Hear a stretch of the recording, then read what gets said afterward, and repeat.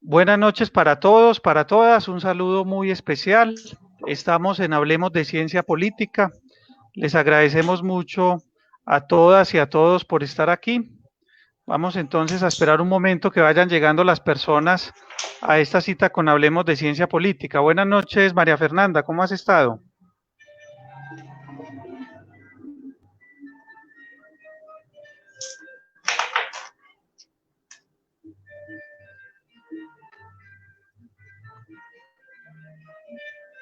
María, buenas noches, ¿cómo has estado? Profe, hola, ¿cómo estás? Muy bien, gracias. ¿Y usted? Muy bien, María, muchas gracias. De nuevo, pues en Hablemos de Ciencia Política esta noche, ya hay 47 personas conectadas, María.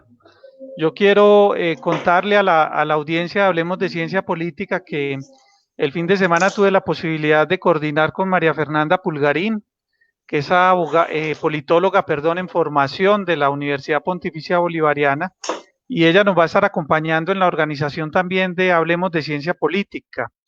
Antes pues de darte la palabra, María, para saludar, decirles a todos que pues este espacio está abierto, es un espacio que tenemos que construir colectivamente para poder mantenerlo en el tiempo, entonces están abiertas pues como las puertas para quienes quieran contribuir, bien sea pues en la organización o también para aquellas personas que pues quieren trabajar un tema aquí pues en Hablemos de Ciencia Política y les gustaría estar con nosotros. Buenas noches, María, ¿cómo has estado? Profe, bueno, pues nuevamente muchas gracias por este espacio. Realmente me llena de mucha gratitud poder estar trabajando de la mano, digamos, temas académicos, sobre todo que competen a la ciencia política y que, como vos lo decías muy bien, digamos, es la carrera que estoy ejerciendo en este momento. Muy bien, María, pues bienvenida y bueno, este espacio, Hablemos de Ciencia Política, cada vez crece más, en especial el tema del poder, de cómo se estudia el poder ha creado mucho interés en las redes sociales. Hemos visto que el evento ha tenido una buena respuesta de parte de las redes, la gente está interesada y pues eso nos llena de satisfacción porque el propósito de este programa es precisamente que podamos pues como crecer y que seguir pues compartiendo muchos elementos de la ciencia política que son relevantes, creo yo, María Fernanda, no solo para los politólogos, sino también para las personas que practican la política, que participan de la vida política en la sociedad, incluso para aquellos que son críticos, también tiene mucho valor, pues como el espacio de Hablemos de Ciencia Política. Yo quiero No, claro, aprovechar profe, para y saludar. Sí, dale María, tranquila. no, iba a hacer un pequeño comentario con respecto, pues, digamos, a lo que nos llama el día de hoy, que es el tema del poder y, bueno, finalmente, ¿qué es el poder y cómo se estudia el poder? También, digamos, hacer mención a que, digamos, este concepto no es algo nuevo, digamos, desde las reflexiones diferentes de los griegos hasta la actualidad, vemos, digamos, este tema muy inmerso, sobre todo para la disciplina que en este momento.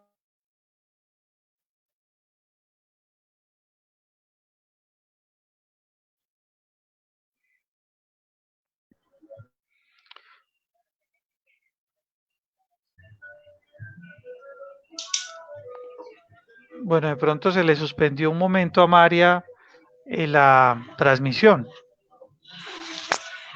Ya me escucho otra vez ahí, profe. Sí, te estoy escuchando de nuevo, María. Listo. Bueno, entonces también aprovechar y saludar las personas que se han conectado. Un saludo especial a Liliana, a Valentina, a Jimena Mesa, a mi familia que también está conectada, a mi mamá, Luz Elena Suárez. Un saludo muy especial. Carlos Builes, también profesor de ciencia política. Qué bueno que esté por acá, profe Carlos. De nuevo la invitación para que nos comparta en Hablemos de Ciencia Política en algún momento un tema. Yo sé que usted en esto tiene una experiencia importante y sería muy valioso su aporte. Diego Naranjo, buenas noches, Emma. A mi papá Jaime Carrión también. Qué bueno, Carrillo, que estemos por acá conectados en medio de esta cuarentena. Luis Ernesto, Carlos Andrés Montoya, muchas gracias por estar aquí. Emma Giraldo, Abelardo Velázquez, Luis Hernández, Esteban González, Duan Gaviria, Carlos Arturo Ramírez, James Cárdenas, bueno, la profesora Ángela Restrepo, Qué rico que estén por acá compartiendo con nosotros. No sé, María, si nos quieres contar algo más sobre el poder o si podemos ya iniciar como con también como con la presentación que me corresponde a mí en este caso compartir con la audiencia. Profe, no, pues en términos generales y ya para darte, digamos, la palabra, como ahorita lo había mencionado, digamos, este concepto de poder no es algo nuevo, digamos, también ha sido un concepto cambiante que ha venido, digamos, adaptándose a a las diferentes etapas o situaciones específicas, digamos, solo por mencionar, podemos ver, por ejemplo, el concepto de poder bajo el positivismo, el marxismo, las teorías modernas, sobre todo también, por ejemplo, bajo las teorías de los tres grandes contractualistas, que digamos la concepción de poder va cambiando bastante interesante. Sin embargo, y ya para, digamos, darte la palabra, digamos, este concepto de poder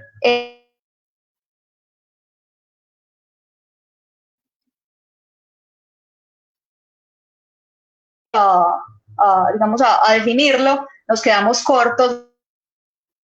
Entonces creo que este espacio en este momento con usted es importante. También aclarar que, digamos, bajo este análisis que usted nos va a brindar, es importante saber también que lo vas a hacer bajo el concepto de un sociólogo alemán bastante importante para la disciplina de la ciencia política, que es Max Weber, digamos, importantísimo no solo para la ciencia política, sino también para otras disciplinas. Entonces, bueno, profe, todo este espacio es suyo. Muchas gracias nuevamente. María, muchas gracias a ti por estar acá. Y bueno, para quienes no han llegado, no habían llegado a al programa cuando presenté a María Fernanda. María Fernanda es politóloga en formación de bolivariana y nos va a estar acompañando pues en la organización de Hablemos de Ciencia Política, incluso en una tarea que pues yo he venido manejando de pronto con mucha espontaneidad y de manera muy ligera, que es la de eh, pues recoger todas las preguntas y las intervenciones que ustedes tienen. Entonces con María Fernanda también vamos a tener seguramente una mejor administración de esta parte, ¿cierto? Bueno, hablemos entonces de lo que nos ha invitado el día de hoy, eh, que es responder esta pregunta: cómo se estudia el poder? ¿Cierto? Esta es una pregunta muy relevante para la ciencia política, porque durante buena parte, digamos, de la historia de la disciplina, que como les decía, no es una disciplina tan antigua, es una disciplina que tiene tal vez cerca de 130 años, un poco más, un poco menos, eh, pues en buena parte de la historia de la ciencia política, el poder ha sido nuestro objeto de estudio, ¿cierto? Hay otros, como veíamos de pronto en la primera sesión de Hablemos de Ciencia Política, otros objetos de estudio que han estado allí compitiendo. El Estado, por ejemplo, es un objeto de estudio para muchos politólogos, especialmente para quienes llevan sus estudios a través de un enfoque metodológico que conocemos como el institucionalismo. Y, por ejemplo, el sistema político, ¿cierto? Yo particularmente fui formado en una escuela de ciencia política en la Universidad Nacional de Colombia, donde nuestra comprensión del poder siempre está de la mano del análisis sistémico, ¿cierto? Entonces nosotros investigamos la política, mejor la política, como un sistema, ¿cierto? Hay un sistema político en la sociedad que asigna valores, que podemos inclusive presentar en un mapa, como lo hicimos de pronto en la sesión número 2 de Hablemos de Ciencia Política, y es ese sistema político el que nosotros intentamos estudiar y damos razón de él, ¿cierto? Pero entonces el poder también fue en algún momento el centro del estudio de la disciplina, y algunas personas que se presentaban públicamente como politólogos, que hacían parte de escuelas de ciencia política en distintas partes del mundo, y otros no politólogos, de pronto sociólogos, economistas, de otras ramas del conocimiento, incluso filósofos, presentaban también el poder como el objeto de la disciplina, ¿cierto? Muy bien. En la presentación, en la invitación que nosotros pues promocionamos en las redes sociales para esta sesión, presentamos la imagen de Max Weber, ¿cierto? nos acaba de decir precisamente María Fernanda, Max Weber es considerado un sociólogo alemán, aunque él siempre se presentó más como historiador que como sociólogo. Es considerado un sociólogo alemán y es también una persona muy influyente para la ciencia política, porque los trabajos de Max Weber tienen que ver con la comprensión del poder, tienen que ver con ayudarnos a conceptuar, por ejemplo, el Estado, ¿cierto? Tal cual como nosotros hoy lo conocemos. Tiene un trabajo que se llama eh, La política como profesión, que es un texto clásico de Max Weber, ¿cierto? Tiene una distinción entre el político y el científico, que también es muy conocido, pues, como en nuestras escuelas. De hecho, hay algunos profesores en la Universidad Nacional de Colombia, en Bogotá, que han trabajado conferencias en Medellín, aquí en Medellín, sobre este tema, todavía pues recogiendo las ideas de Weber. Entonces es un hombre central, es un hombre de finales del siglo XIX, es un alemán, ¿cierto? Vive pues eh, si mi memoria no me falla, las primeras 2 décadas del siglo XX, y al finalizar la Primera Guerra Mundial tiene algún papel importante en la vida política de Alemania, y desafortunadamente pues fallece Max Weber. Quisiera decirle a la audiencia que pues precisamente en el año 2020 se cumplen 100 años de la muerte de Max Weber en el mes de junio. De pronto, por todo este tema de la pandemia y el aislamiento que hemos tenido que experimentar, pues no hemos traído la memoria pues suficiente sobre el tema de Max Weber, pero pues él murió hace 100 años y Weber murió de neumonía. Curiosamente, pues hoy que hay tantas personas que están muriendo de neumonía por el tema del coronavirus, Weber también en esa época pues murió con una enfermedad muy similar, que es la neumonía, ¿cierto? Entonces, una persona muy influyente. En los cursos de ciencia política, en los pregrados, en los programas, es muy común encontrar la materia de teoría del poder, ¿cierto? Entonces, se presentan las distintas teorías del poder. María Fernanda mencionaba ahora una de ellas que es fundamental y principal, que es la teoría marxista, ¿cierto? También los marxistas han tenido un acompañamiento importante para comprender el poder. Eh, y se presenta seguramente con mucha frecuencia a Max Weber. Max Weber pues no era un marxista, en realidad pues él no compartía el concepto de lucha de clases del que hablaba Marx y que de pronto presentó Alejandro Zuluaga Cometa en la sesión anterior de Hablemos de Ciencia Política. Él no compartía ese concepto, él creía pues que la situación social, la clase que tenía una persona, digamos, dentro de la estructura social, obedecía no solamente pues como a esa confrontación entre una clase dominante y una clase pues dominada, una clase explotada, sino que habían otros factores que podían explicar esa situación. No era un marxista, más bien tenía una propuesta de pronto un poco socialdemócrata, y en su vida política intentó que la socialdemocracia tuviese cierto grado de armonía con el liberalismo en la Alemania pues que le tocó vivir, que era una Alemania convulsionada. Es la Alemania pues de finales del siglo XX, muy marcada perdón, del siglo XIX, muy marcada por los nacionalismos, de principios del siglo XX, pues ya muy marcada también por unos nacionalismos exacerbados que van a degenerar pues en la Gran Guerra, ¿cierto? En la Primera Guerra Mundial. Entonces, pues Max Weber vivió en esa confrontación, ya comenzaban a surgir algunas ideas que posteriormente iban a tener, digamos, su esplendor en el nazismo, en la Alemania de esa época. De hecho, algunos intentan presentar a Weber como un actor que facilitó el surgimiento del nazismo en Europa, aunque hay testimonios pues muy concretos sobre las diferencias políticas entre pues el pensamiento que tuvo el nazismo, un pensamiento muy fascista pues en su corte ideológico, y el planteamiento de pronto liberal y un poco socialdemócrata de Max Weber, ¿cierto? Pero entonces esto para contextualizar este autor, que es un autor de mucho valor.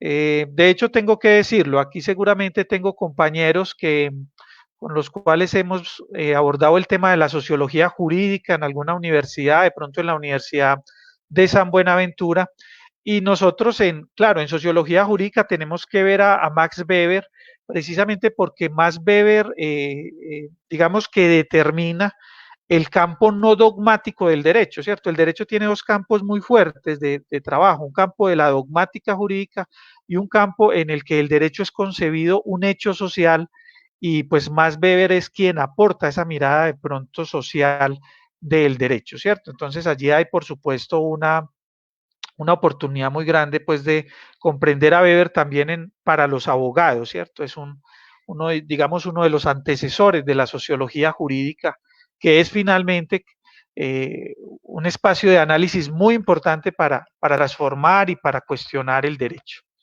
Bueno, muy bien, entonces, eh, ¿por qué es importante hoy hablar sobre cómo funciona o cómo se estudia, mejor, cómo se estudia el poder? ¿Por qué queríamos traer a colación este tema? Bueno, en primer lugar, el poder es la experiencia social más importante que nosotros podamos experimentar, que nosotros podamos vivenciar. Todo el tiempo estamos sometidos en la sociedad al poder, ¿cierto?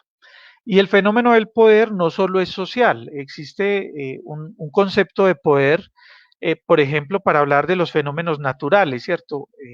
Un terremoto tiene la posibilidad de ser leído desde el poder, el mar tiene la posibilidad de ser leído desde el poder, el aire la posibilidad de ser leído desde el poder, ¿cierto? Entonces los fenómenos de la naturaleza también son susceptibles de ser comprendidos mediante el análisis del poder. Y en la sociedad el poder es un elemento determinante, ¿cierto? La coyuntura que nosotros estamos viviendo hoy, el hecho de que hoy estemos atravesando esta pandemia, este coronavirus, y que nuestros derechos, por ejemplo, el derecho a la locomoción, se haya visto reducido y restringido de una forma tan significativa, yo me atrevería a decir que en la mayoría de los estados del mundo, pues nos hace tener mayor conciencia de lo que significa el poder, ¿cierto? Hay unos decisores de gobierno o unos decisores administrativos que nos están imponiendo unas condiciones y están demostrando que tienen poder sobre nosotros. Entonces, yo me atrevería a decir que nunca antes habíamos sentido tal sometimiento al poder como hoy lo tenemos, que estamos pues muy restringidos en nuestra vida cotidiana, digamos normal, ordinaria, precisamente por el ejercicio del poder. Como les decía, el poder es una experiencia que está durante toda la vida. En nuestra vida social, el objetivo más importante para nosotros es obtener el poder o resistir frente al poder, ¿cierto? Casi todas las acciones que nosotros realizamos en nuestra sociedad están persiguiendo el poder. Una acción tan básica como la de trabajar, la de tener un oficio, tener una profesión, ganar un dinero, no sé, en la empresa, en la universidad, en la tienda, ¿cierto? En cualquier lugar donde nosotros desempeñemos nuestra vida económica está mediada por un tipo de poder que es el poder económico, ¿cierto? Un poder que inclusive fue perfilado por Max Weber. Eh, y nosotros pues necesitamos ganar un sustento para poder ejercitar ese poder, ¿cierto? De forma tal que podamos consumir alimentos, de forma tal que podamos darnos un sostenimiento básico o que podamos tener inversiones en entretenimiento, en placer, en tantas dimensiones que tiene nuestra vida. Entonces, en nuestra vida, un objetivo básico y más en nuestra vida social es el del poder. Y desafortunadamente el poder en ocasiones se torna tan incómodo que nosotros vamos a tener que resistir frente al poder y muchas veces vamos a tener que intentar quitarle el poder a quien lo tiene, ¿cierto? A quien lo tiene. Entonces es un objetivo básico de la vida social. Eh, y como les decía, tanto las ciencias de la naturaleza como las ciencias de la sociedad han tenido que estudiar el poder para dar cuenta, para dar razón de los objetos de estas disciplinas, ¿cierto? Entonces el tema de cómo se estudia el poder y más desde la ciencia política es un tema muy relevante y que por supuesto ha sido alimentado por muchos autores. Muy bien, para comenzar a estudiar el poder, digamos que el punto de partida es comenzar a delimitar el concepto del poder. Y aquí en la diapositiva ustedes tienen digamos, dos conceptos. El uno está en sentido amplio, el uno es para referirnos al poder en la totalidad, digamos, de las experiencias que vivimos no solo en la sociedad, sino también en la naturaleza. y el otro ya nos va a entrar a especificar más qué es el poder social. Y un autor como Weber o un autor como Parson, que también lo vamos a ver en esta presentación, nos va a especificar más concretamente qué es lo que podemos entender dentro del poder social como poder político, ¿cierto? Pero entonces comencemos con el sentido más amplio de poder que podamos presentar. En un sentido amplio entendemos el poder como la capacidad o la posibilidad de obrar y de producir efectos, ¿cierto? Entonces yo tengo poder si puedo actuar y si con mi actuación yo puedo producir un efecto de algo, ¿cierto? Entonces, yo necesito producir amor y tengo poder en la medida en que soy capaz de despertar ese sentimiento dentro de otra persona, ¿cierto? Allí hay un ejercicio de poder, en esa capacidad de obrar y de encontrar unas respuestas deseadas. Ahora bien, este concepto, el sentido amplio del poder, nos va a permitir a nosotros ubicar muchas situaciones allí, pero cuando vamos a ubicar situaciones que son de relevancia social, el sentido que debemos dar al poder es un poco más restringido, ¿cierto? Entonces, cuando hablamos del poder en sentido social, tenemos que hablar de la capacidad por parte de un hombre o una mujer de determinar la conducta de un hombre o una mujer, ¿cierto? Puede ser que esas personas se encuentren en grupo o puede ser que esas personas se encuentren de manera aislada. Y es igual, ¿cierto? Es igual de relevante ese poder. Y puede ser que yo lo haga de manera individual, como lo puede hacer un dictador, un autócrata, eh, un autócrata o alguien que concentra el poder mejor. O puede ser que lo haga un grupo, como lo hace una junta, como lo hace un consejo, de pronto en alguna administración en una unidad residencial, ¿cierto? Podría ser una persona individualmente o un agregado, un conjunto de individuos los que ejerzan ese poder. Pero en el rasgo social del poder, lo que nos va a aparecer con mucha relevancia es que se está determinando la conducta de otras personas, se está determinando el comportamiento de otras personas. Esta definición que ustedes ven en la parte baja de la diapositiva se encuentra en un texto clásico de la ciencia política y también de la historia de las ideas políticas, que se llama Leviatán, ¿cierto? Leviatán es un texto de Thomas Hobbes. De pronto quienes han hecho seguimiento al programa recordarán cuando estuvo John Fernando Restrepo, eh, el decano pues de la Universidad de Medellín de Ciencia Política, de Ciencias Humanas, y él presentó de pronto en el concepto de Estado desde una teoría hobbesiana, ¿cierto? Porque pues Thomas Hobbes tiene alguna incidencia en temas de teoría del Estado, inclusive en la concepción del liberalismo, etcétera, ¿cierto? Y Hobbes tiene un texto clásico que se llama Leviatán, es un texto de las ideas políticas, un mamotreto grandísimo, y pues allí va a exponer gran parte pues de su teoría política. Y en Leviatán él entrega una definición de lo que es el poder. ¿Qué nos va a decir Hobbes? Nos va a decir, el poder es la posesión de los medios para obtener determinada ventaja futura. ¿Eso qué quiere decir? Que Hobbes entiende el poder como una cosa, ¿cierto? Unos recursos que en el futuro le van a permitir a él tener control. Pero esos recursos, esas cosas, son materiales y para Hobbes parecen no depender de otras personas, no depender de la conducta que tienen los seres humanos que van a impactar esos recursos. Entonces, por eso esa definición es problemática y realmente hoy, pues, la mayoría de los teóricos en la ciencia política considera que es una definición muy insuficiente para comprender un fenómeno como el del poder político, ¿cierto? Para poder comprender el poder político, uno tiene que de pronto tener una definición más completa. Y esta definición, que nos habla de una capacidad de hombres y mujeres para determinar la capacidad de otros hombres y de otras mujeres, o la conducta mejor de otros hombres y de otras mujeres, es allí pues muy valiosa. Em, el poder siempre es una relación triádica, ¿cierto? Entonces miren que un esquema como el que tenemos al frente, esta pirámide, este triángulo, nos permite ubicar tres vértices, ¿cierto?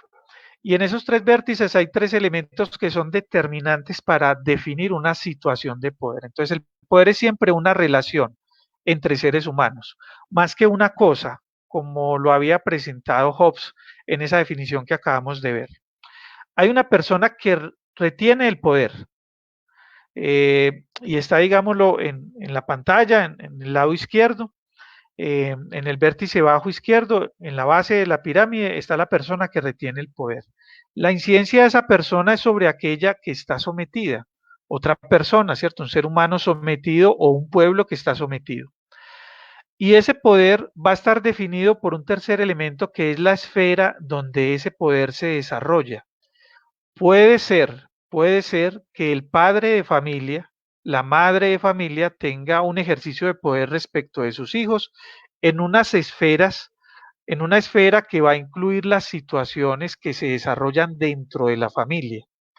Pero puede ser que el alcalde de una ciudad o la alcaldesa de una ciudad, de un municipio, el gobernador de un departamento, en el caso colombiano, la gobernadora, en una esfera mucho mayor vaya a tener un ejercicio de poder respecto de las personas que para ellas se encuentran sometidas. Entonces, en la definición del poder, en cualquier concepto de poder que queramos construir, es necesario que involucremos la persona que decide, la persona que se somete y también la esfera de la cual estamos hablando. El Estado, por ejemplo, que es la organización política básica, la organización por excelencia, todos los que estamos en este programa, todos los que estamos acá conectados, pertenecemos a un Estado, ¿cierto? La mayoría, por lo que decían ahorita de pronto, buenas noches desde Cartagena de Indias, algunas personas son de Medellín, otras de Bogotá, ¿cierto? Como por ejemplo el caso de Luis Ernesto que nos saluda, la mayoría somos colombianos, pero es posible que hayan personas inclusive de otros lugares. Todos pertenecemos al Estado colombiano y el Estado colombiano tiene una esfera de poder, claro, como cualquier, digamos, relación de poder que pueda tener un Estado con sus ciudadanos. Y esa esfera de poder está determinada por lo que dice la ley y por lo que dice la Constitución. De hecho, cuando uno presenta el Estado de Derecho, presenta un rasgo esencial del Estado de Derecho, que es la reserva legal, ¿cierto? El Estado puede hacer solo aquello que le permite la Constitución y que le permite la ley, y no debe hacer ni más ni menos. Muchas veces si hace más, si uno de sus funcionarios excede sus competencias, pues seguramente ese funcionario va a ser sancionado. O si omite su competencia, ese funcionario también va a ser sancionado, ¿cierto? Entonces, para comprender el poder y el poder social principalmente, pues tenemos que conocer la esfera también en la que se está realizando esa relación de poder. Muy bien, el aporte principal que han hecho los autores de la ciencia política, de la sociología, incluso de la filosofía para la comprensión del poder, y que es pues lo que pues yo básicamente quiero compartirles para como herramienta para estudiar el poder, es que nos han permitido crear tipologías, nos han permitido crear tipos de poder, de manera tal que nosotros podamos determinar de qué estamos hablando en cada caso, digamos, de la vida social, ¿cierto? Y esos tipos de poder han permitido describirlos de forma tal que nosotros conozcamos cuál es la naturaleza de la acción de ese poder en la sociedad. Ese es el aporte principal, digamos, de los teóricos. Entonces vamos a comenzar a mirar de aquí pues en adelante en la presentación algunos elementos para comprender tipologías del poder, ¿cierto? Esta es una tipología básica. Yo la he pues obtenido de la propuesta que trae Norberto Bobbio sobre el poder en el diccionario de política, que les recomiendo que lo consulten. Es un diccionario bien interesante porque es un esfuerzo grande de Bobbio y de otros autores, no es solamente de Norberto Bobbio, también de una pluralidad de autores, por intentar compendiar toda la teoría política, ¿cierto? Los conceptos que tenemos en la teoría política. Y ese diccionario es muy útil para uno aproximarse a los elementos teóricos de la política. Entonces, en el diccionario de política de Bobbio se presenta pues la locución poder y se habla de estos dos poderes que tenemos nosotros en las diapositivas, ¿cierto? Eh, esta tipología tiene que ver con el tiempo en el que se está ejerciendo el poder. Entonces se habla de un poder actual y de un poder que es potencial, que podría, digamos, florecer o salir en cualquier momento. ¿Qué nos dicen sobre el poder actual? Este, por supuesto, es un parafraseo pues, que yo construí. Dice, estudia la relación asimétrica. En las relaciones de poder siempre estamos hablando de relaciones asimétricas. Hay alguien que detenta mayor poder que otro y en tanto pues detenta mayor poder que el otro impone condiciones. Entonces la relación siempre va a ser asimétrica. Estudia la relación asimétrica y actual en el momento presente del comportamiento de dos actores y el nexo que tienen esos dos actores entre ellos, ¿cierto? Cómo el poder del uno va a determinar el comportamiento del otro. Allí hay un nexo que es importante revisar y se proponen, en este caso se proponen tres posibilidades para ese vínculo. Una posibilidad intencional, es decir, el poder actual puede ser que él busque que se comporte efectivamente ese otro actor de una manera determinada. Puede ser que buscando eso, el otro actor tenga interés, entonces vayamos a identificar también un interés para obedecer. Es lo que ocurre siempre cuando hay, digamos, un ejercicio de poder retributivo que pues se ejerce, pues se somete a determinados comportamientos un actor siempre y cuando va a recibir una recompensa. En el poder económico es muy claro, ¿cierto? Yo me someto a mi empleador en términos de horarios, de funciones, de condiciones de trabajo, porque voy a recibir un salario, porque voy a recibir un sueldo, una retribución. Y es parte de mi interés, pues, recibir ese salario. O puede ser que ese nexo entre estos dos actores en el poder actual sea probabilístico, sea una causal probabilística y suficiente, ¿cierto? Lo que yo estoy haciendo sea la causa de que ese otro actor tenga determinado comportamiento, ¿cierto? Pero esa causa no es necesaria, no es de necesariedad, porque ese otro es un ser humano que podría comportarse de una manera diferente, ¿cierto? Acá no hay relaciones de causalidad como en las ciencias naturales o como cuando presentamos las leyes de la física o las leyes de la química, en donde vamos a encontrar que de manera necesaria siempre que ocurre algo va a ocurrir otro fenómeno, ¿cierto? No, esas relaciones de causa o de efecto de pronto en las ciencias sociales es muy difícil determinarlas y aquí también en el ejercicio pues de la comprensión del poder lo que hay es una probabilidad, por eso se habla de probabilística, hay una probabilidad de que quien ejerce el poder cambie el comportamiento del otro y lo modifique, y puede ser que ese ejercicio del poder sea suficiente para que ello ocurra, ¿cierto? Entonces hay una comprensión del poder actual y hay una comprensión también del poder potencial, es una relación asimétrica entre las actitudes para actuar, en donde un actor podría determinar el comportamiento ajeno con una intención o interés.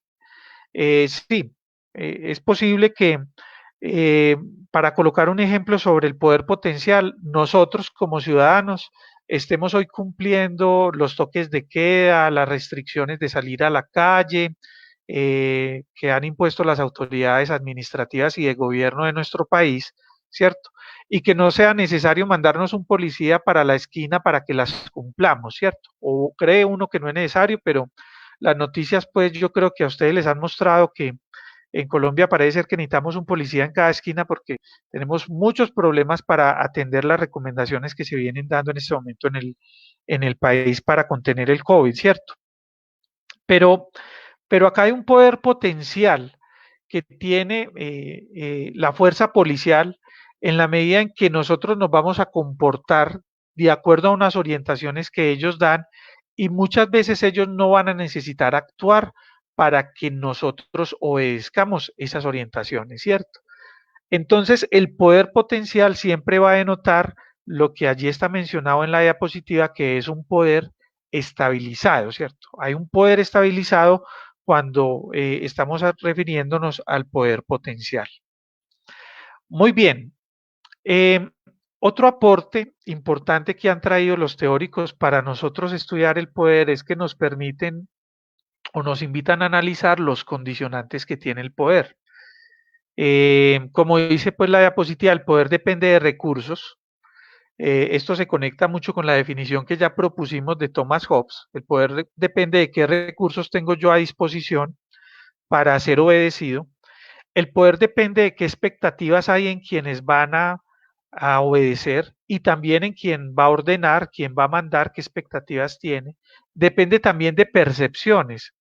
Por eso puede ser tan importante que un gobernante o que un administrador público tenga una buena favorabilidad en un momento determinado, porque esa percepción ayuda a que el ejercicio del poder, pues si la percepción es favorable, ayuda a que el ejercicio del poder sea aún más fácil. De hecho, incrementa lo que en la ciencia política y en otras disciplinas llamamos la gobernabilidad, ¿cierto?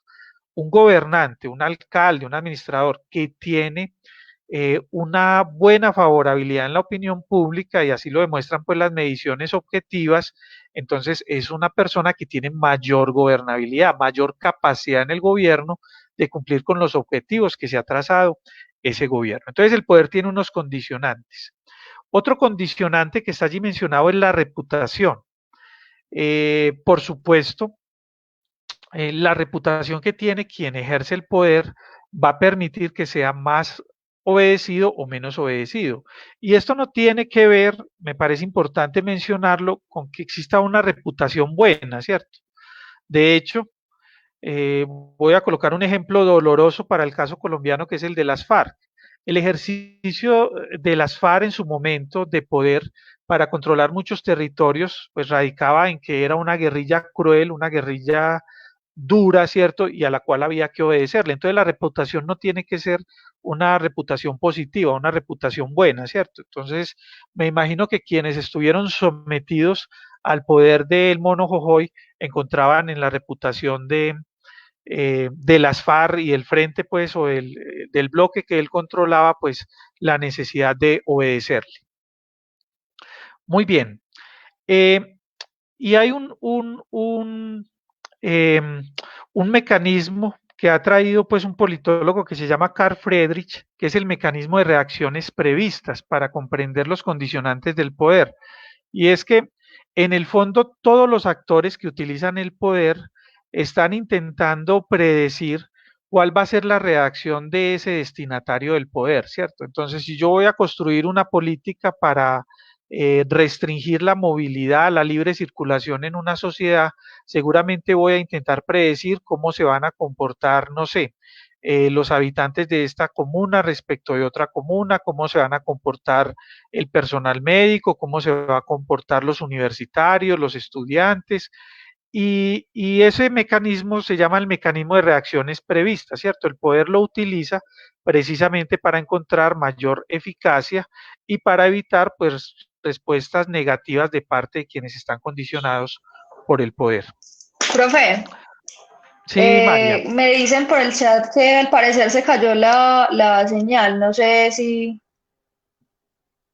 ya volvió, de pronto puedan confirmar en el chat que vi que se había caído.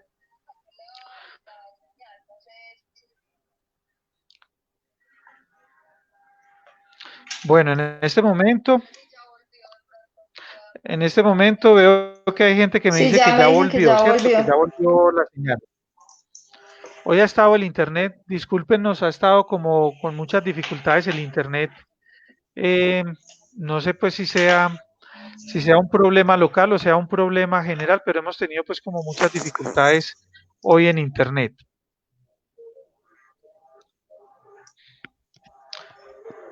Bueno, Listo, pero yo ya, estoy viendo ya, aquí ya ya, está todo ya bien. como moviéndose la plataforma. Entonces, vamos a continuar. Eh, yo les estaba mencionando pues entre la relación, los condicionantes del poder, que es lo que estábamos trabajando de pronto en la diapositiva anterior, y ya nos corresponde de pronto meternos un poco en el poder y la política, ¿cierto? Porque hasta ahora todos estos elementos que hemos hablado sobre condicionantes, sobre la relación que implica el poder, sobre la necesidad de identificar una esfera para el poder, sobre el comportamiento que determina el poder, Todos estos elementos en realidad nos sirven para comprender la totalidad del poder como fenómeno social, pero en el estudio de la política se ha hecho un esfuerzo por intentar delimitar lo que es propiamente el poder político dentro de una sociedad y caracterizarlo. Y ese esfuerzo permite inclusive comprender otras tipologías de poder que tienen lugar dentro de la vida social. Eh, Aquí es donde aparece Max Weber, este personaje pues que hemos venido mencionando. Max Weber hace un esfuerzo bien interesante para que comprendamos cómo funciona el poder.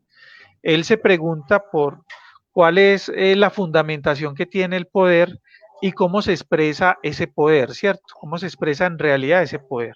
Incluso para mostrar la forma en la que en la modernidad se está expresando el poder, él lo hace a través de una eh, lo hace a través de una organización que es la burocracia, ¿cierto? Él presenta el tipo de ideal burocrático para poder comprender cómo funciona ese poder en el mundo moderno. Pero eso pues ya lo vamos a explicar. Entiendo que está funcionando la señal.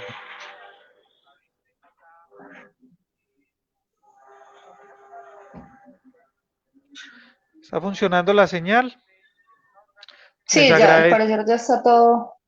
Nos Sí. dice Carlos Arturo Ramírez que desde México también ha tenido problemas con la transmisión.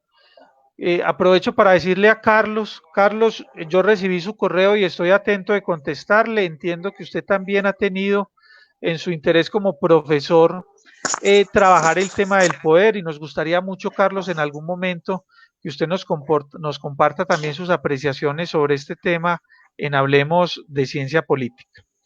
Gracias a Carlos Andrés Pérez, a quien aprovecho para darle un saludo muy especial, que nos está diciendo que ya está funcionando pues como el tema eh, de la presentación. Eh, bueno, entonces les decía que Weber aquí ha hecho un esfuerzo, él es pues como determinante en la ciencia política, en otras disciplinas, y nos ha permitido comprender inclusive qué es lo que fundamenta el poder político y cómo ese poder político actúa dentro de una organización que es la burocracia, ¿cierto? Que es la burocracia. Eh, en la ciencia política y en la sociología política, porque pues vale la pena advertirlo, ¿cierto? La cuestión del poder no es solamente un interés de la ciencia política. Los estudios políticos en general, es decir, la sociología política, la historia política, la antropología política, otras disciplinas sociales que también se ocupan de lo político, pues tienen un interés especial en el poder. Ellos, pues estas disciplinas han utilizado tres métodos para intentar clarificar el poder y son los métodos que ustedes tienen allí en la diapositiva. Se habla de un método posicional, ya los vamos a explicar, un método de estimación y un método decisional, ¿cierto? El método posicional, ¿qué hace? Yo voy a intentar determinar quiénes están en las posiciones de poder y qué tipo de poder ejercen y en qué medida ejercen ese poder, con qué eficacia ejercen ese poder, pero tengo que mapear cuáles son las posiciones de poder que hay en una sociedad. Puede ser que en una sociedad en el gobierno haya una posición de poder y puede ser que en la sociedad, no sé, en los gremios económicos exista otra posición de poder, ¿cierto? Entonces voy a ubicar la posición para poder determinar y describir el poder. El método de estimaciones lo que va a hacer es consultar unas voces autorizadas para intentar describirnos ese poder. Piensen ustedes en lo siguiente, puede ser que yo realice una técnica de recolección de información básica de las investigaciones cualitativas, que es los grupos focales. En la investigación cualitativa se utiliza mucho el grupo focal. Yo siento actores, expertos, personas que tienen un conocimiento privilegiado en alguna materia y comienzo a consultar el poder y esas personas me dan un estimado de cómo funciona el poder. Ese sería un método de estimaciones.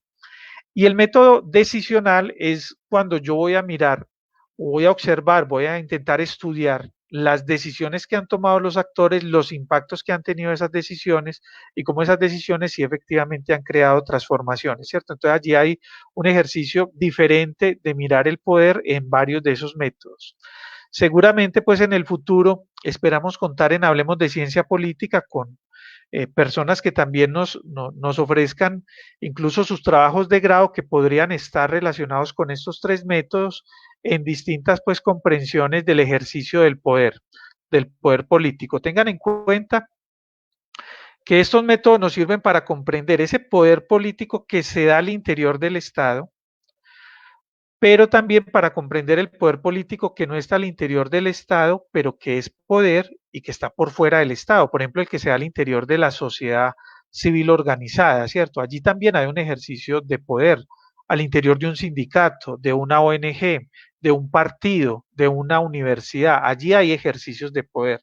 El poder es un fenómeno que va de lo micro a lo macro, ¿cierto? El poder político del presidente de la República o de la presidenta de la República es quizás el que nosotros más conocemos por su gran penetración mediática.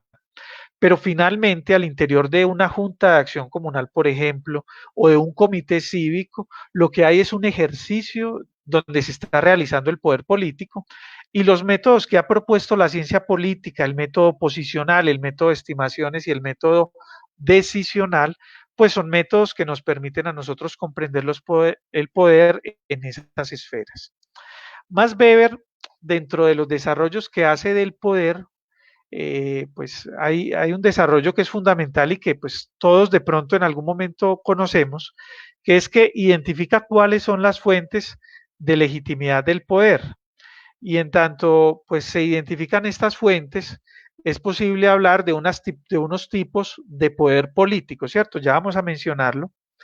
Eh, También el autor consideraba que pues en una sociedad podríamos determinar muy claramente quién tiene poder político, quién tiene poder económico y quién tiene poder ideológico, entendiendo que el poder político tiene un rasgo que lo hace determinante y es que pues las personas que lo obedecen saben que el poder político puede utilizar como último recurso para hacerse obedecer la fuerza y eso es lo que hace el uso de la fuerza es lo que hace que el Estado sea la organización política por excelencia, la organización política por naturaleza en la vida social, ¿cierto? Que el Estado puede utilizar la fuerza para hacerse obedecer.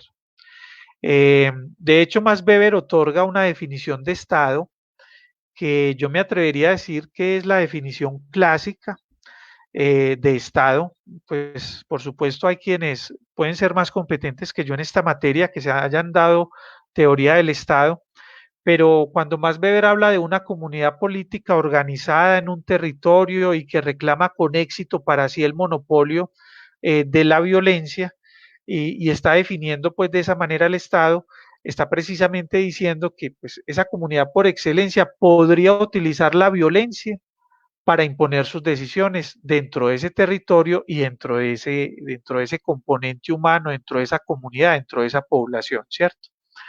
Entonces, lo que hace pues que un poder sea político es que puede utilizar la fuerza como último recurso. Ahora, ¿qué hace que un poder sea económico? Que lo que está comprometiendo la obediencia es de pronto el control, la titularidad que tiene un actor sobre los recursos económicos, ¿cierto? El problema de la economía es un problema entre la escasez de los recursos y las, digamos, necesidades que pues de manera ilimitada tenemos nosotros en la vida durante toda nuestra existencia, ¿cierto? Nosotros necesitamos todos los días muchas cosas y los recursos normalmente son escasos, ¿cierto? Entonces el problema entre escasez eh, de los recursos y abundancia de las necesidades es el problema de la economía. Cuando alguien controla esos recursos, cuando alguien controla los bienes, los servicios que pueden satisfacer esas necesidades, entonces allí hay un componente muy fuerte de poder económico. Y el poder ideológico está marcado por el comprender, o mejor, el controlar la forma como las personas interpretan la realidad, ¿cierto? Controlar el mundo de las ideas. Entonces, si, si las personas a través de la vida religiosa, y de pronto pues Max Weber es un estudioso importante también de la religión, si las personas a través de la vida religiosa determinan sus comportamientos, quien determina cuáles son las ideas de esa religión, las máximas, los dogmas de esa religión, tiene poder ideológico. Entonces uno diría, por ejemplo, que en nuestras sociedades, en Colombia, en Brasil, en lugares donde el catolicismo tiene un alto número de seguidores, de devotos, digámoslo así, el poder ideológico de la iglesia es muy considerable, ¿cierto? Y puede ser tan eficaz en algunas ocasiones como lo es el poder político y el poder económico. En realidad, todos los actores tienen algo de poder político, poder económico y poder ideológico. Uno no puede decir que tiene solo poder político y excluye los demás, no. Todos tenemos algo de poder político, económico e ideológico.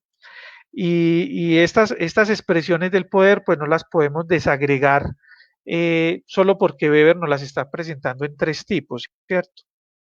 Ahora bien, eh, cuando Weber se pregunta por cuál es el fundamento de ese poder político, entonces aparecen estas tres, digamos, rutas de comprensión, que son la ruta tradicional, la ruta legal y la ruta carismática, ¿cierto? La tradicional, la legal y la ruta carismática. Eh, Él dice, bueno, un poder es aceptado, un poder es eficaz, cumple con sus, digamos, con la consecución de los objetivos de quien detenta el poder, porque obtiene una legitimidad tradicional. ¿Cuándo ocurre eso? Eso ocurre cuando el poder tiene un origen sacro, un origen sagrado, por ejemplo, y por vía de la tradición, ese poder se va entregando. Y finalmente, quien obedece lo hace porque tradicionalmente debe obedecer a ese poder, al que le ha entregado inclusive un mito fundacional y un desarrollo de pronto en la historia, ¿cierto? El poder que tiene un monarca, que para su pueblo, por ejemplo, puede haber sido entregado por Dios. Piensen ustedes en los reyes católicos, en lo que pues hoy conocemos como España, para la formación de pronto de los habitantes de la Nueva Granada en el siglo eh, 17, en el siglo 18, incluso en el 19, era un poder que venía por una legitimidad tradicional, ¿cierto? Inclusive, pues, alguien tal vez podría pensar que era un poder que había sido entregado por la iglesia a ese monarca en específico para que se ejerciera y que por tanto era un poder que tenía cierto origen o cierta aceptación pues de lo sagrado. Entonces, esa es la legitimidad tradicional. La sociedad patriarcal, decía Max Weber, la sociedad donde hay un señor y un siervo, ¿cierto? Donde hay esa condición de servidumbre de parte de unos y hay otro señor, es lo que nosotros podemos presentar como expresión de esta legitimidad tradicional. Pero esta fuente del poder político por vía tradicional es una fuente, digamos, obsoleta. En realidad, pues muchos de nuestros estados funcionan con una legitimidad muy distinta, ¿cierto? La legitimidad carismática. Piensen ustedes que nosotros vamos a aceptar el ejercicio de un poder determinado porque ese poder, quien ejerce ese poder es un líder, es un héroe, es una persona con unas condiciones superiores o que consideramos que son superiores a las de los demás, ¿cierto? Hay un jefe, hay un profeta, un héroe, como dice la diapositiva, y es por esa razón por las que nosotros obedecemos, ¿cierto?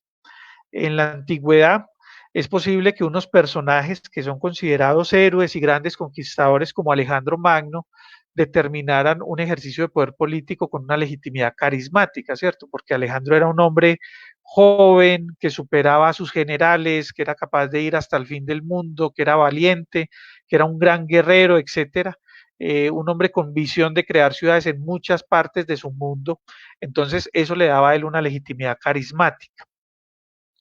Normalmente cuando hay una legitimidad carismática, el jefe detenta un rol pues, de líder carismático y quien obedece detenta un rol de discípulo, porque se considera en una situación de aprendizaje frente a ese jefe, ¿cierto? Todavía hoy, en algunos regímenes políticos como el colombiano, el ejercicio del poder muchas veces tiende hacia estos líderes carismáticos, ¿cierto? De hecho, nuestros partidos tradicionales todos, el liberalismo, el conservatismo y del que hablábamos en la sesión anterior, son partidos de caudillos, ¿cierto? Son partidos caudillistas. y han presentado unos líderes carismáticos. El actual Centro Democrático, el Partido Centro Democrático que tenemos en Colombia es un partido muy caudillista, ¿cierto? Tiene un líder carismático que incluso es su símbolo, su logosímbolo, su presentación es el perfil del expresidente y el actual senador Álvaro Uribe, ¿cierto? Entonces allá hay una figura carismática. Puede ser que la obediencia para algunas personas esté determinada por la figura de esos líderes, pero en general la obediencia para nosotros en Colombia respecto del poder político es una obediencia que viene por otro tipo de legitimidad planteado por Weber, que es pues la que estamos a la que estamos llegando, que es la legitimidad legal, ¿cierto? De hecho aquí pues en la diapositiva tal vez sería conveniente agregar que es una legitimidad legal y racional, ¿cierto? Es una legitimidad racional, legal racional. Es la fuente que legitima pues el poder político en nuestro mundo moderno y contemporáneo.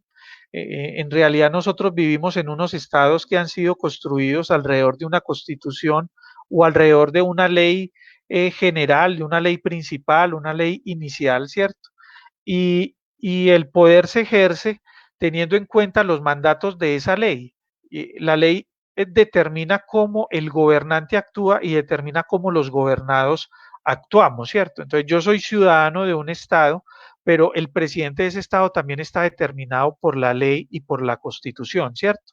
De pronto lo que llamamos Estado de Derecho y que hoy en el caso colombiano tendríamos que llamar Estado social y democrático de derecho, porque nuestro Estado es un Estado constitucional, como lo plantea de pronto John Fernando, pero con dos improntas muy importantes, con una impronta social, es decir, un Estado que atiende las condiciones de vulnerabilidad que tienen unas comunidades en específico, ¿cierto? Que tiene una política social fuerte, digámoslo así, y un Estado democrático, un Estado que quiere profundizar no solo en la democracia representativa, sino en otros modelos de democracia.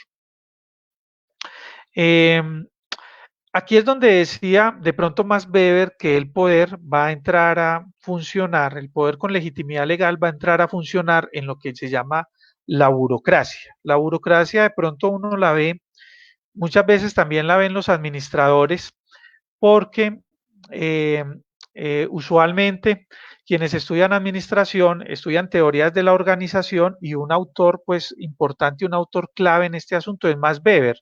Max Weber muestra cómo funciona la organización burocrática, ¿cierto? De hecho, pues la burocracia para nosotros es presentada como pues es presentada de una forma muy peyorativa. Nosotros tenemos un mal concepto de la expresión burocracia, porque siempre vemos como el burócrata es aquel que se enrola en el Estado, que de pronto se aprovecha pues del Estado para vivir, ¿cierto? Y que no cumple con su función. Pero la organización burocrática que planteaba Max Weber era una estructura piramidal en donde habían unas relaciones de subordinación muy específicas y cada uno hacía lo que le ordenaban, de forma tal que se conseguían en la organización los resultados hacia abajo, en donde cada cargo tenía de pronto muy preciso qué era lo que hacía y qué no hacía, ¿cierto? Y tenía unas relaciones de subordinación que permitían el mayor control de la organización desde esa cúspide o desde ese vértice superior. Muy bien, y allí era donde él veía de pronto que esa legitimidad legal racional podía tener un sentido importante. Ahora bien, estos dos autores que están allí en la presentación, Etzioni y Galbraith, son también dos autores, perdón, que han hablado sobre el poder, pero pues ya no son de principios de siglo como Max Weber, de principios del siglo XX, sino que estos dos autores son pues de los años 60, incluso de los años 80 pues del siglo XX, son dos autores pues de la segunda mitad del siglo XX. Y ellos lo que van a determinar son una diversidad en relación con la fuente del poder. Entonces nos van a decir, no, la fuente del poder no viene de esas dominaciones y de esa legitimidad que me había planteado Max Weber, sino que vienen o de la fuerza o de la ideología o de la utilidad.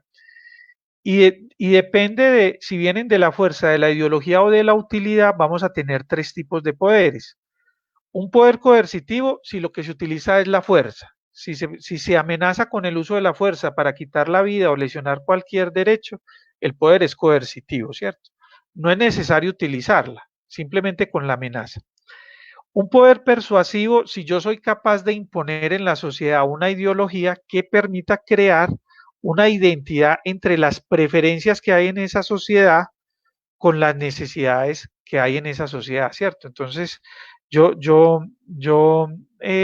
soy capaz de crear identidad entre mi discurso, por ejemplo, y las necesidades que tienen los demás, ¿cierto? Entonces soy capaz de persuadirlos, de convencerlos que me obedezcan. No tengo que utilizar la fuerza, solamente tengo que conseguir esa identidad.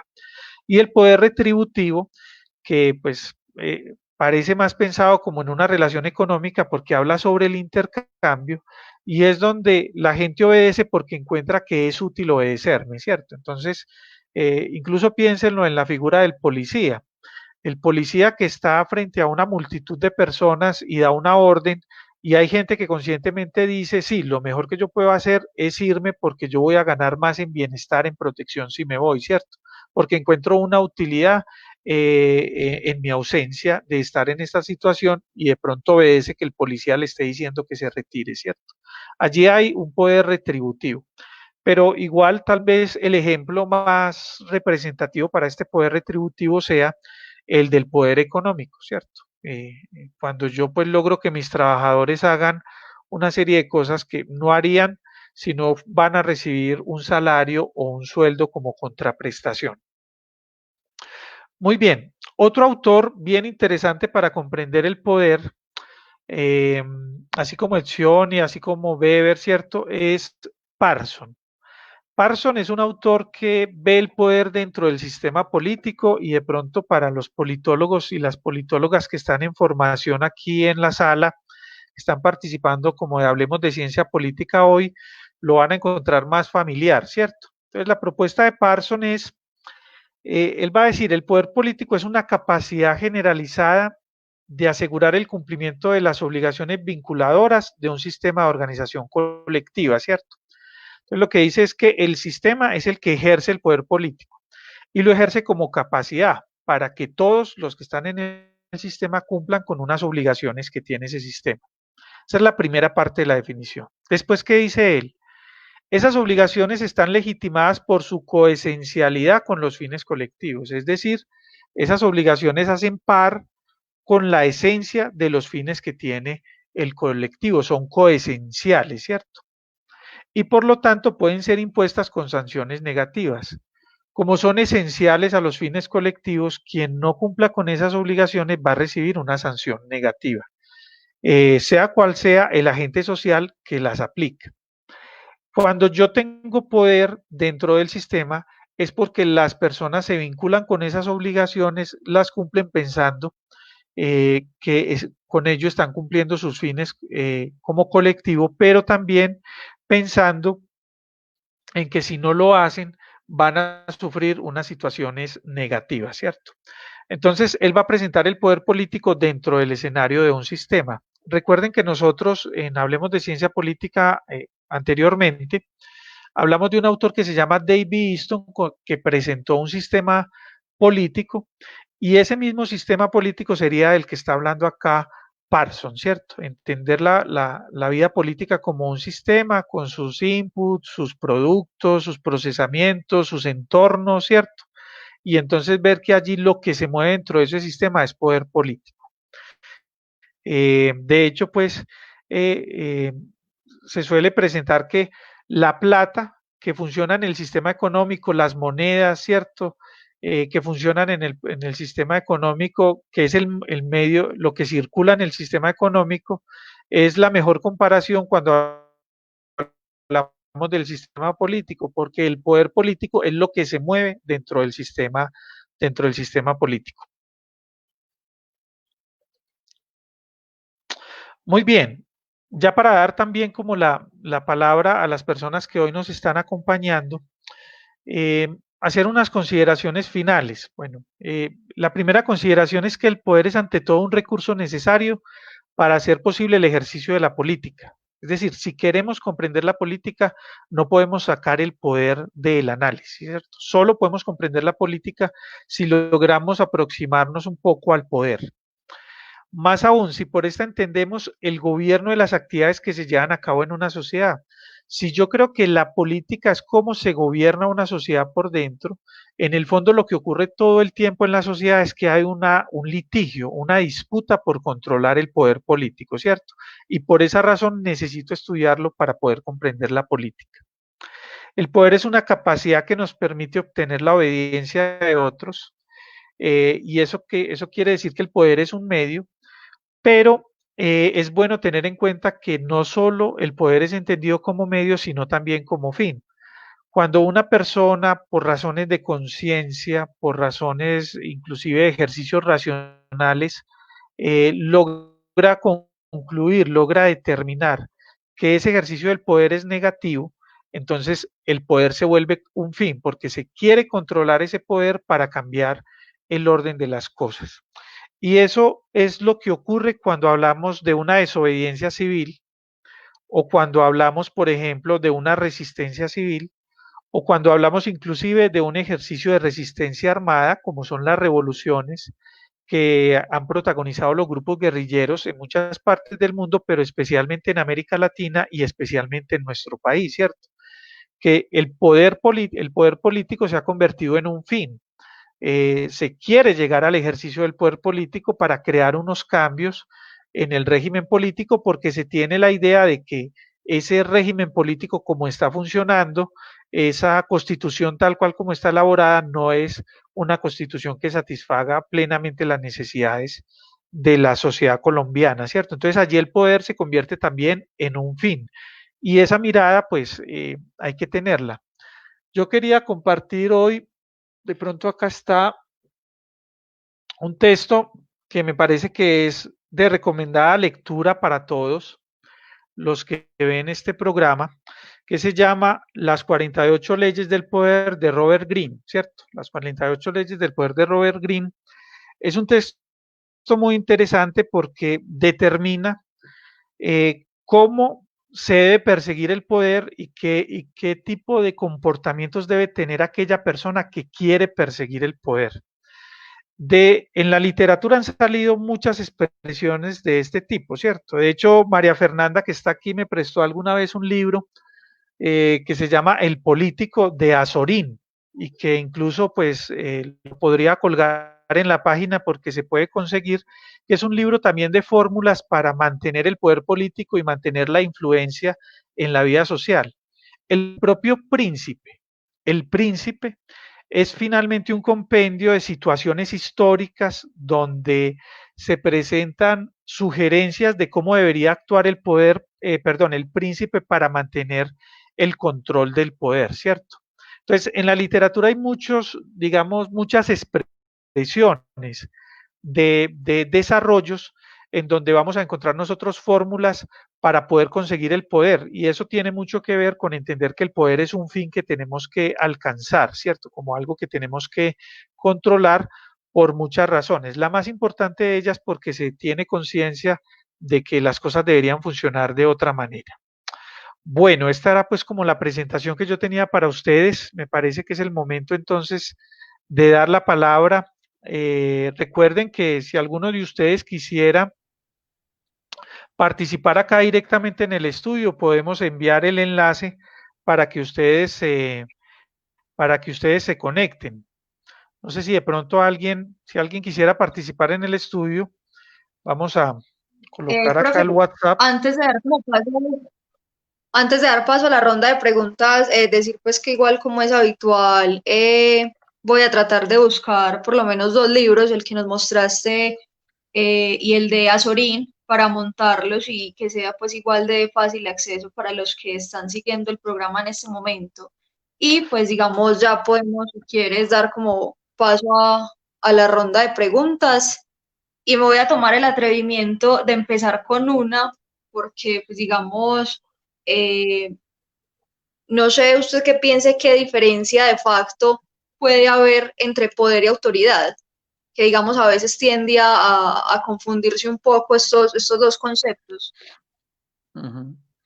Para Max Weber, el concepto de autoridad, María, era el de un poder ejercido con legitimidad, ¿cierto?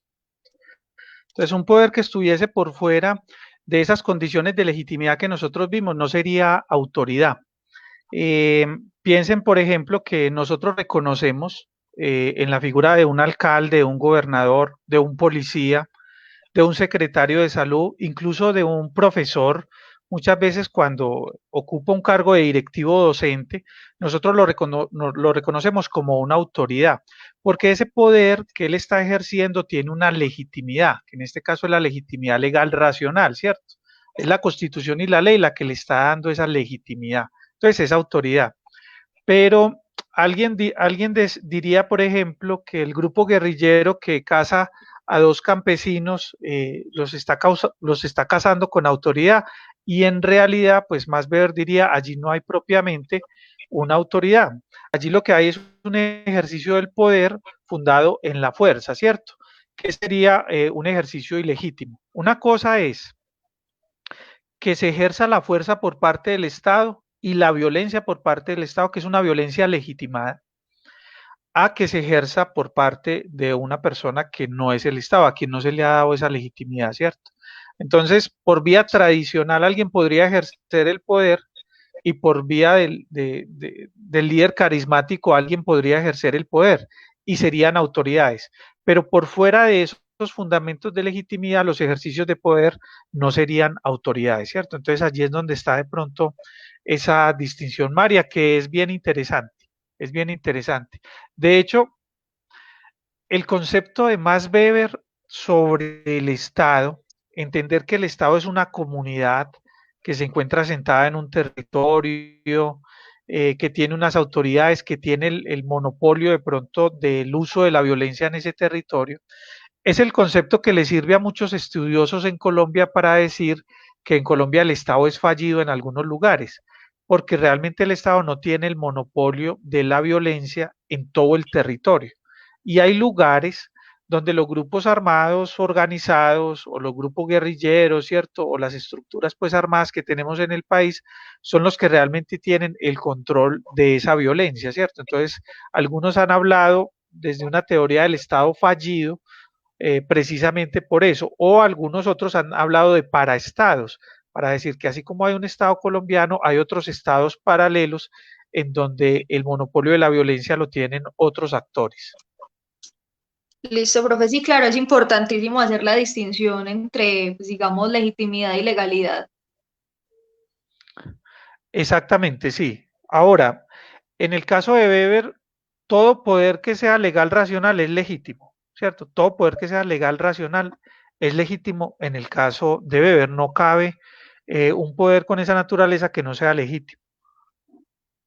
Listo, profe. Por acá en el chat veo como bastantes preguntitas, entonces voy a iniciar con la de Carlos Andrés Montoya, docente de UPB, tuvo la oportunidad también de ser secretario del municipio de Jardín, secretario de Educación, y nos pregunta lo siguiente, con respecto al poder y el rifirrafe que hoy vimos entre el gobernador de Antioquia y el alcalde de Medellín, ¿cómo entender el poder en este caso, tanto desde lo teórico como desde lo práctico, en donde ambos mandatarios entraron en discusión por un tema particular y de afectación general, y en donde cada uno ejerció a su manera y en sus jurisdicciones el poder por hacer cumplir sus ordenanzas, causando un caos colectivo entre los ciudadanos por no saber a quién hacerle caso?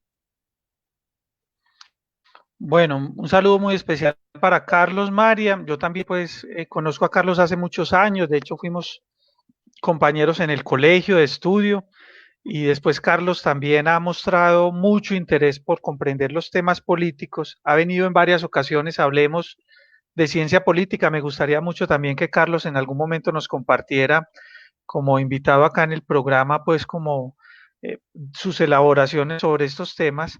Yo te diría lo siguiente, Carlos, a ver, lo que nosotros ¿cierto? Es un asunto como de discusión de competencias. El gobernador de Antioquia, eh, en este tema de orden público, tenía la posibilidad, ¿cierto? Tenía la posibilidad de mantener la restricción los fines de semana, pero hay una serie de condiciones que le impiden mantener esa restricción, ¿cierto? En este caso, pues reflexiones alrededor de la actividad económica. Yo creo que el gobernador piensa más como Antioquia que como solamente ciudad de Medellín, ¿cierto? Y pues la economía antioqueña está viviendo un momento muy específico, muy especial en torno a la cosecha cafetera, que también hace que tengamos unas consideraciones diferentes a las que tiene solamente la subregión pues del Valle de Aburrá. Entonces lo que creo que se está presentando es un problema de competencias. Eh, en realidad, quienes lideran lo que debe suceder en el territorio en Colombia hoy son los alcaldes, ¿cierto? O sea, yo creo que cuando en los años 80 nosotros optamos por la descentralización administrativa y decidimos que nuestros alcaldes iban a ser elegidos popularmente, creamos un pequeño gobierno en cada municipio y son los alcaldes quienes tienen que liderar.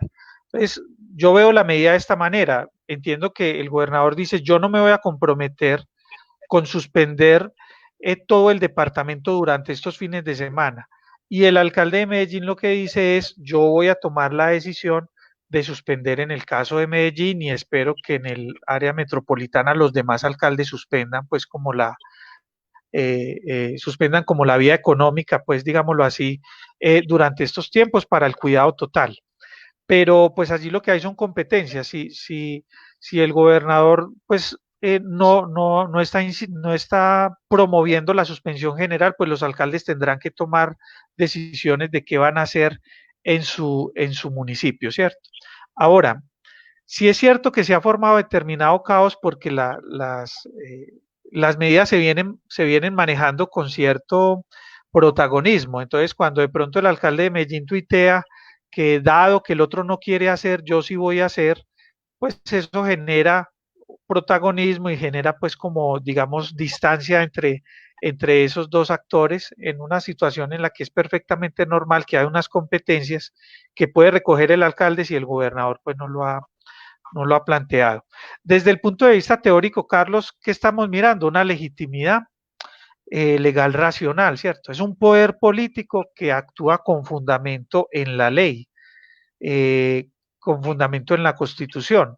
La Constitución le entrega a los alcaldes, la Constitución y la ley le entrega unas competencias y a los gobernadores les entrega otras competencias, ¿cierto?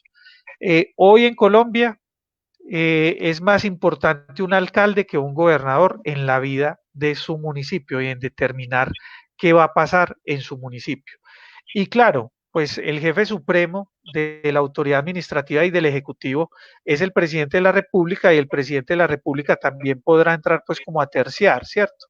Pero pues lo lógico es que haya como cierto grado de respeto para que el alcalde pueda tomar las decisiones que considere y el gobernador pues las decisiones que considere en términos de departamento, ¿cierto? Que el departamento tiene unas condiciones económicas especiales distintas de pronto a las de Medellín.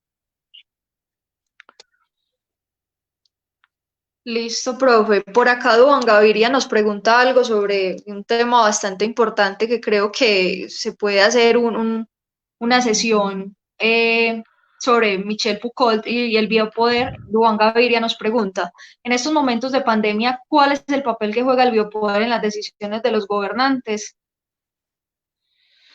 Bueno, el tema del biopoder es un tema muy interesante, Duván. Qué bueno que lo traes a colación. El tema de la biopolítica, ¿cierto? Incluso biopolítica, psicopolítica y otros temas en la literatura han venido apareciendo todo el tiempo. Eh, cuando uno habla de biopolítica, pues está hablando de decisiones que se toman en relación con la biología, ¿cierto? Que se toman en relación con la vida, con el cuerpo, con lo que nosotros somos esencialmente como seres humanos. Entonces, son decisiones que imponen el sistema político respecto del sistema biológico, ¿cierto? Que como veíamos de pronto en la primera sesión, los límites que le plantea Easton al sistema político son ese sistema político internacional, ese otro entorno macro y un sistema individual de cada persona que es el sistema biológico. Entonces esas decisiones que afectan, digámoslo así, nuestro sistema biológico. Nosotros estamos viviendo una situación de pandemia que implica que nosotros tengamos unas afectaciones sobre ese sistema para proteger nuestra vida. Esto no es teoría política, Duan, es más bien un asunto ideológico con el que nosotros funcionamos. Eh, Piensen lo siguiente, en el discurso de derechos humanos, que es aceptado por la Constitución Política del 91, que de hecho la Constitución lo ha incorporado a través pues del bloque de constitucionalidad, pues los tratados internacionales en derechos humanos y derecho humanitario han sido incorporados cuando son ratificados por Colombia al grado de constitución. En ese discurso, los seres humanos no podemos disponer de nuestra vida. O sea, usted no puede pensar en que usted se quiere contagiar y se quiere morir y usted es libre de hacerlo. No. En realidad, nosotros como seres humanos no somos poseedores de nuestros derechos, no podemos negarnos nuestros derechos. El mejor ejemplo es el suicidio y el consumo de sustancias psicoactivas. En el suicidio, una persona quiere quitarse la vida, quiere como controlar de manera definitiva si tiene o no tiene el derecho a la vida. Y en realidad, el Estado y cualquier particular que se encuentre cerca de él debe impedirlo, porque él no es dueño de su vida, ¿cierto? El Estado está obligado a proteger la vida, aún incluso en la acción en contra de la vida de su propio beneficiario, ¿cierto? De la propia persona que usufructúa la vida. Y, y en un caso, Duván, como el de las sustancias psicoactivas, por más libertad que exista para yo desarrollar mi personalidad, el Estado también llega a un momento en que tiene que atender las condiciones de precariedad de la salud que puedan implicar esas sustancias psicoactivas, ¿cierto? Entonces tiene que intervenir y tiene que participar allí para proteger un derecho, que es el derecho a la salud.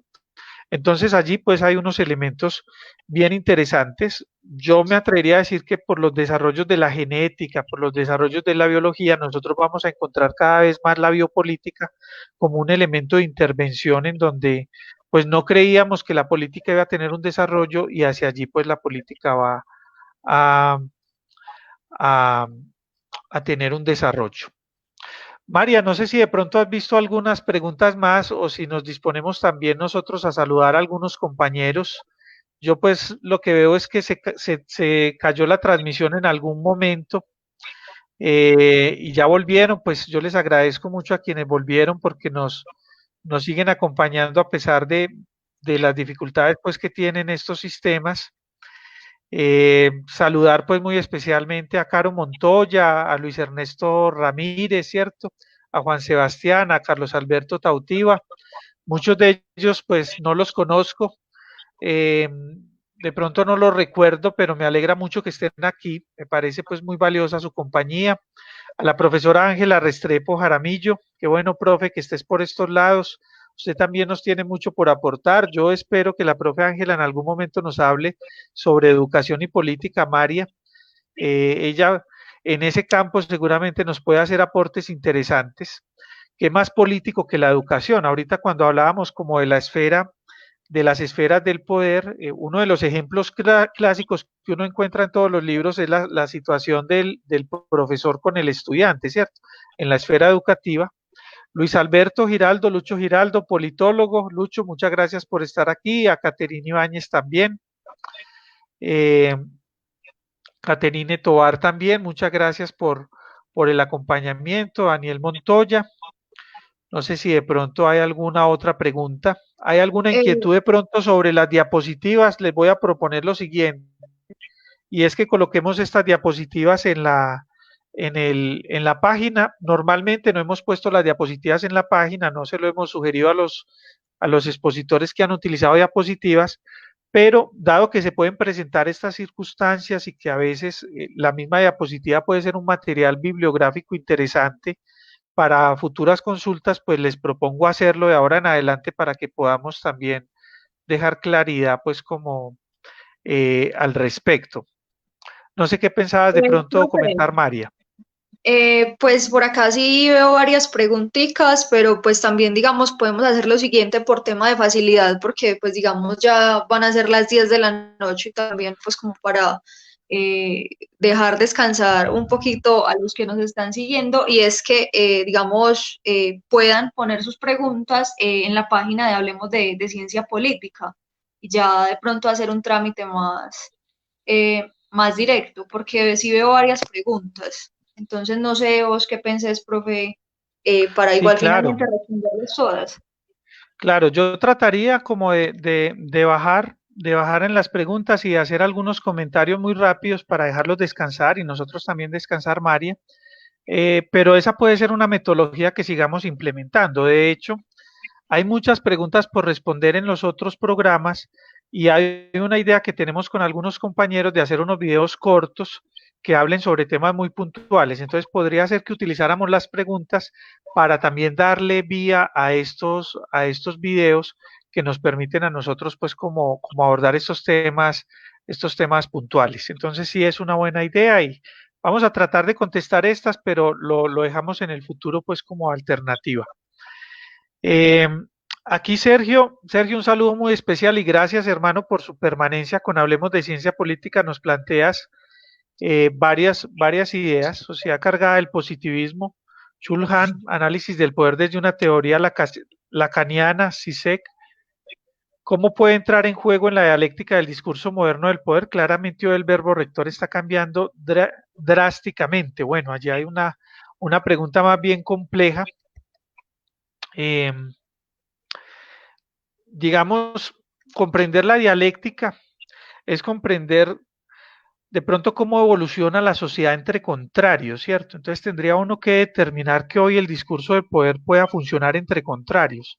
Nosotros venimos funcionando, Sergio, para aportar elementos a tu respuesta sin decir que sea pues la respuesta adecuada, porque hay por supuesto una necesidad de comprensión de la pregunta, pero decirte que nosotros venimos avanzando en cierta dialéctica en Colombia con la izquierda y la derecha, ¿cierto? Y hay creado un discurso de derecha y un discurso de izquierda. A veces yo pienso que el discurso de izquierda que hay tiene cierto sesgo de derecha, en la medida en que es permanente, constante y que es bastante anquilosado en algunos elementos, ¿cierto? Entonces tiene cierto sesgo de derecha. Pero las sociedades suelen funcionar así y los marxistas principalmente les interesa que la sociedad funcione así porque consideran que esa dialéctica es la que permite construir escenarios superiores pues como de la sociedad. Una pregunta interesante, vamos a revisar esas dos de pronto fuentes que nos das para también poder darle pues como vía a una respuesta más concreta. ¿Sería viable retomar desde el ejemplo de las FARC? Ah, bueno, ahí hay una pregunta, pero alrededor de la suspensión de la señal, tal vez el ejemplo que pusimos de las FARC sería de un matrimonio de las FARC que muchas veces utilizan pues como eh, su incidencia, utilizaron las guerrillas, la idea de cazar a la gente para tener mayor incidencia en la vida de las comunidades. Bueno, muy bien. Por acá también veo a Juan C. Negro, muchas gracias por estar aquí, a Alberto Luis Salas, a Carlos Arturo Ramírez Salazar. Eh, Entiendo, profe Carlos, que pronto tú también nos puedes compartir algunas ideas, estaría como atento para que nos pusiéramos de acuerdo. Bueno, la mayoría de las intervenciones que veo por este lado, todas tienen el planteamiento. Un saludo muy especial a Oscar Bermúdez, ¿cierto? Que está en Popayán. Gracias, Oscar, por estar con nosotros en esta transmisión de Hablemos de Ciencia Política. A Leida Gaitán Pedraza. Aleida, muchas gracias por estar aquí. Aleida es compañera conmigo en un proyecto de prevención del reclutamiento forzado en Apartado. Hemos tenido la oportunidad durante esta cuarentena de hablar con muchos jóvenes en el municipio de Apartado a través de las redes, con profesores, y ahora vamos a comenzar seguramente este fin de semana con la Junta de Acción Comunal hablando sobre ese tema. Qué bueno, Aleida, que estés por aquí, muchas gracias. Alex García, Cristian Patiño, también saludos. Eh, Nos cuenta que está en una vereda y que tuvo pues buena señal. Eh, Luis Ernesto Ramírez pregunta, profesor, ¿el índice de poder en cuál de las metodologías podría encajar? Muy interesante, ¿cierto? Porque el índice ya nos ofrece una metodología más de carácter cuantitativo, una metodología muy objetiva, ¿cierto? Si yo soy capaz de determinar unos componentes que permitan medir el poder en una sociedad y cuantificar ese poder, ya estoy como en ese campo. La ciencia política, vale la pena decirlo, Luis Ernesto también pues hace uso de los métodos cuantitativos.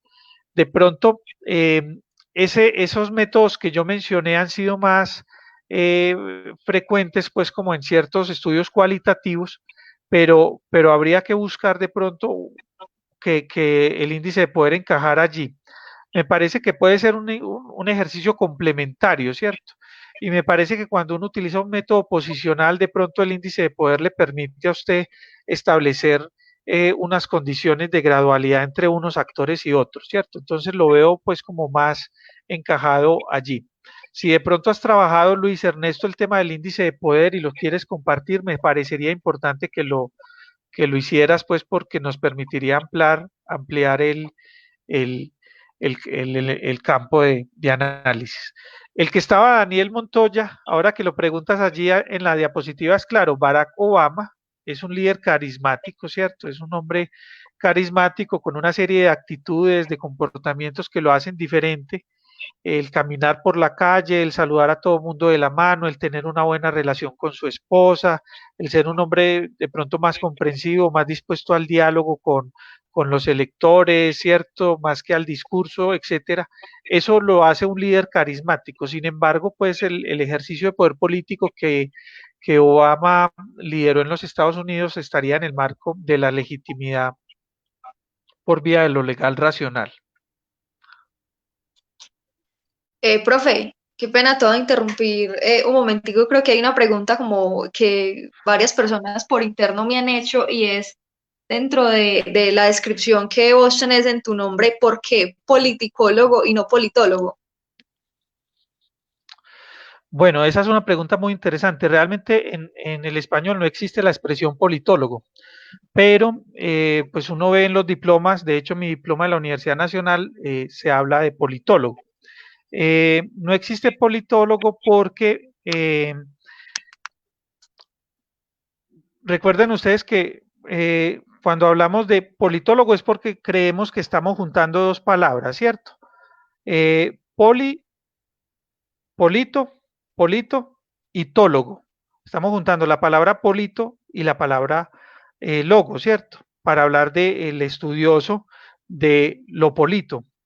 Pero polito no es una palabra en español existe polis, ¿cierto? Existe político, que esa sí es una palabra, el yo darle el calificativo de político a un fenómeno, decir, vea, este fenómeno es político y no económico, político y no cultural, esa sí es una palabra, ¿cierto? Entonces, cuando se habla del que estudia lo político, uno tendría que decir politicólogo, tendría que referirse al politicólogo. De pronto, a propósito de esa alusión, vamos a colocar un video en donde de pronto un experto lo explica de mejor manera en Hablemos de Ciencia Política para que quede pues como esa alusión. Realmente pues nosotros no tenemos ninguna palabra que sea polito, entonces por eso pues no podemos hablar de un estudioso de lo polito. En cambio sí podemos hablar de un estudioso de lo político, ¿cierto? Muy bien. Saludo muy especial a compañero historiador de la Nacho, Diego Calle Pérez. Muchas gracias, Diego, por tus comentarios. Bueno, allí hay un esfuerzo, Diego, como por documentarnos un poco y compartir algunas ideas sobre estos temas. Eh, Andrés Pedraza habla sobre el poder político está referido al Estado y el uso de diferentes recursos que tienen que los ciudadanos no tienen y no están facultados legalmente, ¿sí?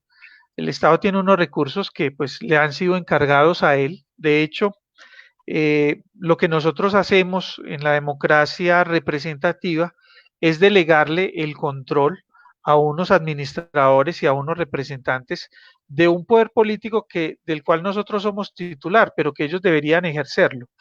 Y un alcalde, en el fondo, es un gerente, ¿cierto? Es un gerente público que tiene a cargo unos recursos que son públicos y que él debe invertirlos bajo unos modelos de planeación, bajo unos modelos, pues, como digamos, del pensamiento administrativo, ¿cierto? De la acción administrativa, que son pues muy, muy concretos.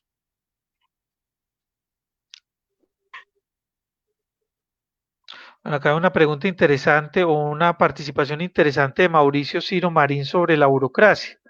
La burocracia de Weber está mediada por ejercicio de control, o sea, una relación de poder top-down, ¿cierto? De poder de arriba hacia abajo. Y fue concebida como un premio para los mejores individuos de la sociedad. La burocracia de Weber es casi una utopía. Sí, señor. Sí, se cree pues que hay un grupo de personas especializadas en la sociedad que nos pueden gobernar. Eso tiene ciertas características de pronto platónicas, ¿cierto? De que el gobierno debe estar en los mejores y por esa razón tal vez pueda ser una utopía. Eh, sí, la estructura es completamente piramidal y yo dependo de las decisiones que tienen los otros. En el fondo, pues nuestras organizaciones públicas, una alcaldía, un departamento, tienen muchos elementos de la burocracia, pues como funcionaban con Weber. Está la pregunta también de Carlos. Un saludo muy especial para el sociólogo Alejandro Álvarez Willens. Parson hace la lectura desde lo sistémico, enfocado en las instituciones, una mirada basada en la perspectiva funcionalista. Sí, señor. Es el funcionalismo el que nos trajo a nosotros, digamos, como politólogos, todo el paradigma sistémico, y esa es la mirada que plantea Parson. Qué bueno que estés por aquí, Alejandro. Uber Alejandro Londoño, desde la burocracia beberiana se estiman unos cargos y una pirámide social y de poder que debe cumplirse a sí mismo, darle legitimidad a la misma burocracia por parte de la sociedad. En este sentido, el gobernador manda a los alcaldes. Bueno, Uber, ahí pues tendríamos de pronto una discusión. En realidad, el gobernador tiene cierto control sobre los alcaldes, pero no podemos decir que el alcalde sea un empleado, digamos, del gobernador como ocurre con un secretario de despacho, ¿cierto? Realmente el alcalde es la autoridad administrativa superior del municipio y muchas veces incluso su papel dentro de la vida del gobierno de ese municipio es superior al que tiene el gobernador. El gobernador incluso actuaría en los casos en los que el alcalde no tenga la suficiente capacidad para controlar a su municipio, entonces busque de manera subsidiaria como la participación del gobernador. Entonces, allí de pronto tendríamos una discusión, pero sería bueno pues como profundizar en ella en el futuro. Muchos saludos a Fabián, saludos Fabián desde Bogotá, muchos saludos hermano, gracias por estar acá.